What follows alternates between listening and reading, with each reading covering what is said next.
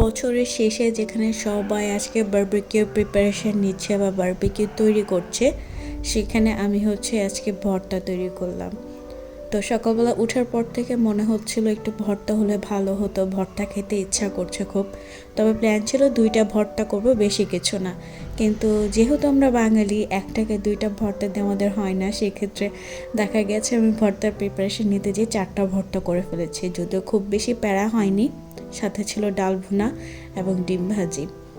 So দেখা যাচ্ছে সবাই আজকে হচ্ছে বারবিকিউ করবে, গ্রিল টিল করবে, এগুলো করবে, বাট আমি হচ্ছে বছরের শেষটা শেষ করলাম হচ্ছে ভর্তা দিয়ে।